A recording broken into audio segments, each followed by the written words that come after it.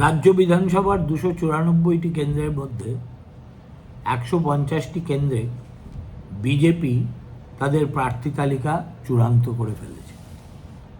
এই কাজের জন্য এই দিন দুয়েক আগেই দিল্লিতে প্রধানমন্ত্রীর বাসভবনে বিজেপির পার্লামেন্টারি বোর্ডের বৈঠক হয়েছে এবং সেখানেই সর্বসম্মতভাবে 150 জনের নামে একটা মোটামুটি সম্মতি হয়ে গেছে। এর মধ্যে সবচেয়ে তাৎপর্যপূর্ণ ঘটনাটি আমাকে যদি জিজ্ঞেস করেন তাহলে আমি বলবো দুটো। এক, বিজেপির দলীয় রাজনীতিতে প্রাক্তন সভাপতি দিলীপ ঘোষের পুনর্বাসন, কেননা দল তাকে আবার সেই পুরনো খড়গপুর থেকেই প্রার্থী করবে বলে স্থির করেছে।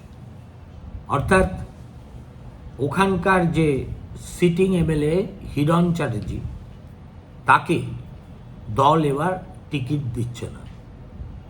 খড়গপুর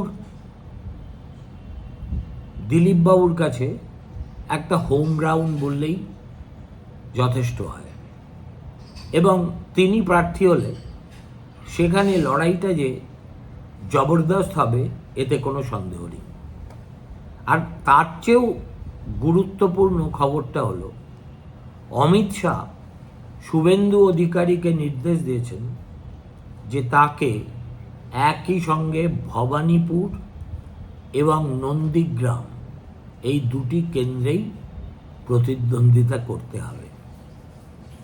এটা অনেকটা খাল কেটে কুমির কিন্তু শুভেন্দু নিজেই ডেকেছেন, কেননা বেশ কিছুদিন ধরে তিনি মমতা ব্যানার্জিকে চ্যালেঞ্জ করতে গিয়ে বারবার বলে আসছিলেন যে আমি ভবানীপুরে দাঁড়িয়ে মমতা বন্দ্যোপাধ্যায়কে হারাবো, ঠিক যেমন নন্দীগ্রামেও তাকে হারিয়েছিল।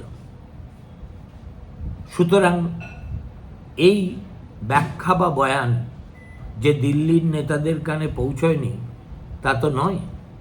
তাছাড়া ভবানীপুরের ওই কেন্দ্রের ভিতর থেকে কোনো উল্লেখযোগ্য বিজেপি নেতা নেই যিনি মমতাকে একটা লড়াইয়ে ফেলে দিতে পারেন। সেদিক থেকে দেখতে গেলে শুভেন্দু যোগ্যতর প্রার্থী এবং যেহেতু 2021-এর ভোটে মমতা বন্দ্যোপাধ্যায়কে নন্দীগ্রামে হারানোর একটা সুখস্মৃতি শুভেন্দুর সঙ্গে লেগে আছে, ফলে ভবানীপুর এবার 294টি কেন্দ্রের মধ্যে সবচেয়ে বেশি আলোচিত কেন্দ্র হয়ে উঠতে চলেছে, তাতে কোনো সন্দেহের অবকাশ নেই। একবার প্রচার পর নাম প্রকাশিত হয়ে গেলে, প্রচার শুরু হয়ে গেলে দেখবেন ভারতবর্ষের চতুর্দিক থেকে যে মিডিয়া এই কলকাতায় এসে হাজির হবে তারা প্রত্যেকেই কিন্তু যদি একটি কেন্দ্রকে উপর হাইলাইট করেন তাহলে সেটা হবে ভবানীপুর। এমনিতে ভবানীপুর কিন্তু অত্যন্ত ছোট একটা বিধানসভা কেন্দ্র, মাত্র 2 লাখ বা তার সামান্য কিছু বেশি ভোটার, এবং কাগজে কলমে বলুন ঐতিহ্যগতভাবে বলুন এটা মমতার খাস তালুক। মমতা নিজে ভবানীপুরে থাকেন, একেবারে আশৈশব এইখানেই তিনি থেকেছেন এবং 2016 সালে ওই যখন ভোট হয়েছিল, 2014-তে লোকসভার ভোট, 2016-তে কিন্তু মমতা এখান থেকে 25,000 ভোটে হারিয়ে দিয়েছিলেন তার নিকটতম বিজেপি প্রার্থীকে। আর 2021-এ নন্দীগ্রামে হেরে যাওয়ার পর ভবানীপুর থেকে নির্বাচিত যিনি, সেই শোভন দেবকে তিনি পাঠিয়ে দিয়েছিলেন খড়দা কেন্দ্রে আর নিজে দাঁড়িয়েছিলেন ভবানীপুর থেকে। সেই উপনির্বাচনে একটা অবিশ্বাস্য মার্জিনে জিতেছিলেন মমতা 58,800 ভোটে। তার ভোটের শেয়ার ছিল 72%, সেখানে বিজেপির ছিল মাত্র 22%। দেখুন, তার নিজের কেন্দ্র নিয়ে মমতা যে ভাবিত এবং চিন্তিত, সেটা তার অনেক উক্তি এবং অ্যাকশন থেকে আমরা ইতিমধ্যেই জানতে পেরেছি।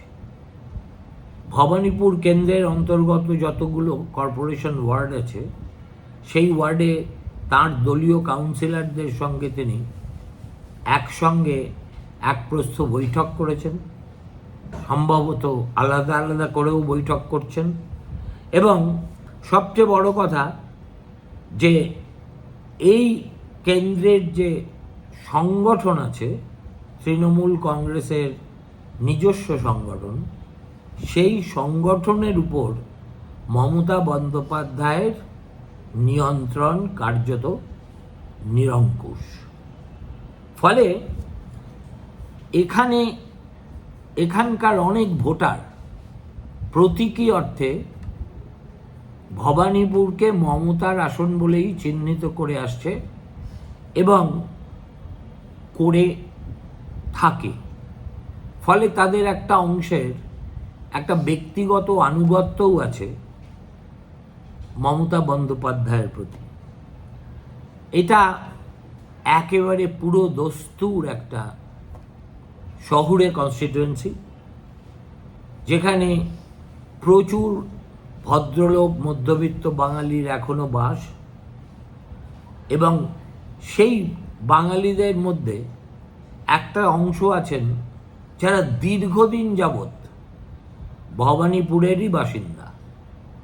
অর্থাৎ একসময় এখনো উত্তর কলকাতার এইরকম বাঙালি বসত বেশ কিছু অবশিষ্ট আছে যেমন, তেমনি ভবানীপুরের আদি বাঙালি সমাজ কিন্তু তাদের পরিচয় নিয়ে খুবই গর্বিত বোধ করেন।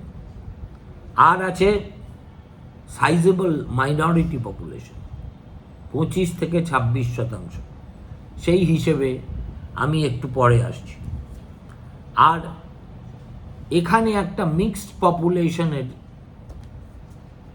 জায়গা, যেখানে ব্যবসায়ী এবং পেশাদার মানুষেরও একটা সাইজেবল সেকশন ভোটার হিসেবে আছে।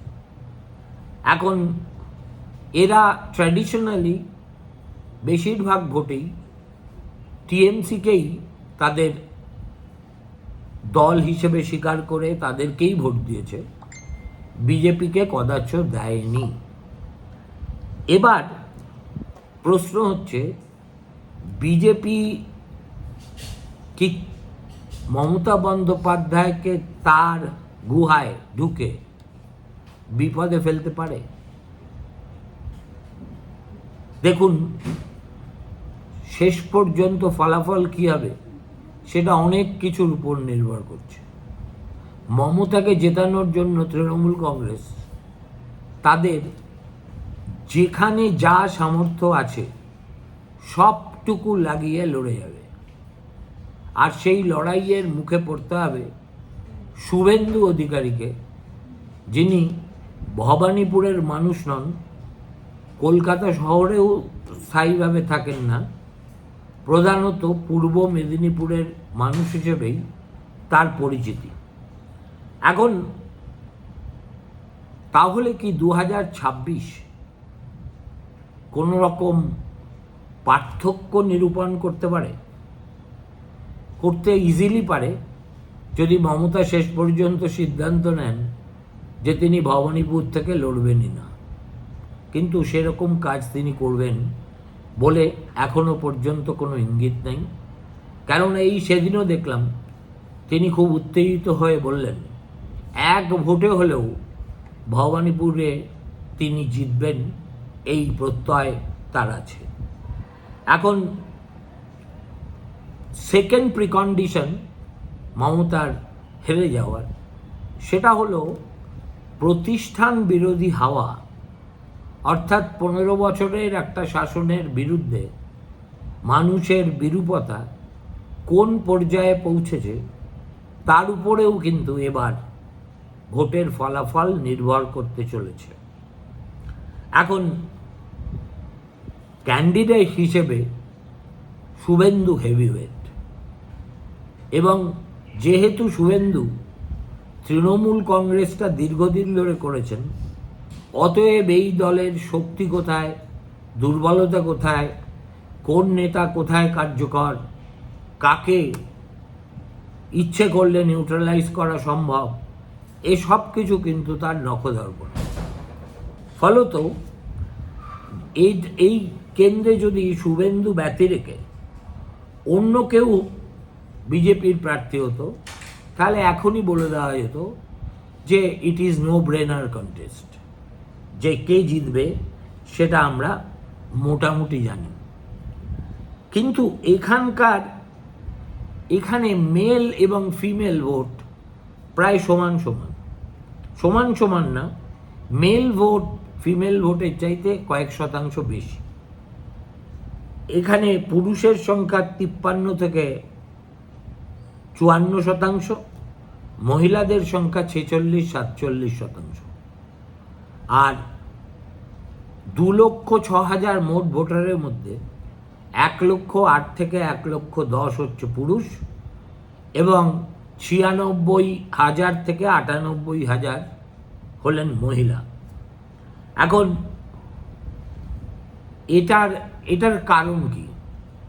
এটার কারণ হচ্ছে যে অনেক বিবাহিত পুরুষও এইসব এলাকায় একাকী থাকেন তাদের পরিবার থেকে বাইরে এসে কলকাতায় চাকরি করবেন বলে। আর দ্বিতীয়ত, এখানকার ভোটারদের মধ্যে প্রবীণ নাগরিকদের সংখ্যাও কিন্তু খুবই উল্লেখযোগ্য। আর এই যে ভোটার লিস্টে ক্রমাগত এখানে বদল হয়, তার একটা বড় কারণ এই তল্লাটের মেয়েদের বিয়ে হয়ে অন্যত্র চলে যাওয়া। ফলে ভবানীপুর কাগজে কলমে অঙ্কের হিসেবে এবার একটা খুব ইন্টারেস্টিং জায়গা পৌঁছেছে। কিন্তু তার চেয়েও বড় ফ্যাক্টর, যেটা এবার বিজেপির পক্ষে যেতে পারে, আর না গেলে ভরাডুবি নিশ্চিত, কেবল ভবানীপুরেই নয়, গোটা পশ্চিমবঙ্গে, সেটা হলো ধর্মীয় মেরুকরণ। এবং Bangali, Hindu, Marwari, Hindi speaking business community, Gujarati, Jain, Punjabi এবং অন্যান্য মাইগ্রেন্ট, হিন্দিভাষী মাইগ্রেন্ট, এরা যদি সবাই হিন্দুত্বের ডাকে একজোট হয়, এবার অন্তত যে চেষ্টাটা বিজেপি মরিয়াভাবে করে যাচ্ছে, আর যে চেষ্টার প্রধান সারথি শুভেন্দু নিজে, তাহলে মমতা বন্দ্যোপাধ্যায়েরও কিন্তু এখানে অবস্থাটা সহসা প্রতিকূল হয়ে যেতে পারে। এখানকার ভোটারদের ধর্মীয় পজিশনটা অনেকটা এরকম। বাঙালি হিন্দুর সংখ্যা 40 থেকে 45%, মুসলিমদের সংখ্যা 22 থেকে 25%, মারোয়ারি হিন্দি স্পিকিং বিজনেস কমিউনিটির সংখ্যা 15 থেকে 18%, গুজরাটি, জৈন, পাঞ্জাবি ইত্যাদি সম্প্রদায়ের সংখ্যা 5 থেকে 7, আর আদার্স মাইগ্রেন্টস, মিক্সড গ্রুপ, এদের সংখ্যা 5 থেকে 8। এবার আপনারা যদি ক্যালকুলেট করেন, 40-45% বাঙালি হিন্দু, 15 থেকে 18% মারোয়ারি এবং হিন্দি স্পিকিং পিপল, গুজরাটিরা 5 থেকে 7%, তাহলে ফিগারটা দাঁড়ায় কিন্তু খুব ইমপ্রেসিভ। এবং সেই কারণেই হয়তো মমতা বন্দ্যোপাধ্যায়ের মনে কোথাও একটা ভীতি সঞ্চারিত হয়েছে। মাইনরিটি ভোট যেটা এখানে আছে, তারা যে তাদের অধিকাংশই হিন্দিভাষী অথবা উর্দুভাষী মুসলিম, তাদের ভোট মমতা বন্দ্যোপাধ্যায় ব্লক পাবেন, এটা নিয়ে কোনো তর্কের অবকাশ নেই। প্রশ্ন হলো, হিন্দু ভোটাররা যাদের সংখ্যা এই কনস্টিটিউয়েন্সিতে ওভারওয়েলমিংলি বেশি, তারা এই যে এবার একটা চেষ্টা হচ্ছে ধর্মীয় মেরুকরণের উপর একটা প্লেবিসাইড গোছের ভোট করিয়ে দেওয়ার, তাতে সাড়া দেন কিনা, দিলেও কতটা দেন। এখন অতীতে আমরা দেখেছি যে হিন্দু ভোট সবসময় বহুধা বিভক্ত হয়ে থাকে, ভবানীপুরও তার ব্যতিক্রম নয়। বাঙালি মিডল ক্লাস ভোটারদের একটা বড় অংশ অবশ্যই মমতার সমর্থক এতদিন ছিল। Marwari Hindi speaking business community হয়তো বিজেপির দিকে এমনিতেই থাকবে, আর অন্যান্য যে কসমোপলিটান আরবান ভোটার্স আছেন তাদের মধ্যেও বিজেপির একটা পেনিট্রেশন থাকলেও থাকতে পারে। এখন সুতরাং একটা near consolidation of Hindu votes, এটা যদি হয়ে যায় তাহলে চমকপ্রদ ফলের আশা ভবানীপুর থেকে আমরা করতেই পারি। আর যদি সেটা না হয়, মমতা বন্দ্যোপাধ্যায় যদি তার পুরনো ক্যারিজমা এবং ঘরের মেয়ের ইমেজ নিয়ে হিন্দুদের মধ্যে একটা বিভাজন সৃষ্টি করে দিতে পারেন, তাহলে বিজেপির কৌশল এখানে মাঠে মারা যাবে। কিন্তু সব মিলিয়ে শুভেন্দু বনাম মমতা, এই লড়াইটা পশ্চিমবঙ্গের এই বদ্ধ জলাশয়ের রাজনীতিতে একটা আড় পাড়কা লড়াই বলেই চিহ্নিত হবে। এখন সবচেয়ে মজা হবে, শুভেন্দু ভবানীপুরে দাঁড়াচ্ছেন, এই খবর পাওয়ার পর দিদিমণি যদি অভিষেক বন্দ্যোপাধ্যায়কে নন্দীগ্রাম থেকে দাঁড়াতে বলেন, তাহলে কিন্তু খেলা জমে যাবে, অর্থাৎ টিট ফর ট্যাট। অভিষেক বন্দ্যোপাধ্যায়ের নজরে যে নন্দীগ্রাম আছে সেই ইঙ্গিত আমরা অনেক দিন ধরে পাচ্ছি। সেখানে তিনি তার এই যে হেলথ ক্যাম্প, সেটা বেশ কয়েকদিন ধরে চালিয়েছেন এবং তাতে সাধারণ মানুষের সাড়া মিলেছে প্রচণ্ড। দ্বিতীয় কথা, ওই জেলার ডিএসপি হিসেবে যাকে পাঠানো হয়েছে, তিনি ডায়মন্ড হারবারের দায়িত্বে ছিলেন এই কিছুদিন আগে পর্যন্ত। সবাই জানে তার সঙ্গে অভিষেকের ঘনিষ্ঠতার কথা। সুতরাং ঘুঁটি সাজিয়ে রেখেছেন অভিষেক, শেষ পর্যন্ত পাটা ফেলবেন কিনা সেটাই হচ্ছে লাখ টাকার প্রশ্ন। মমতা বন্দ্যোপাধ্যায় ইনসিস্ট করলে অভিষেকের পক্ষে সেটা প্রত্যাখ্যান করা খুব কঠিন। ঠিক যেমন বিজেপির রাজনীতিতে শুভেন্দুর অভিভাবক অমিত শাহর নির্দেশ তার শিষ্যের পক্ষে অবমাননা করা সম্ভব হচ্ছে না। নমস্কার, ভালো থাকবেন, শুভরাত্রি।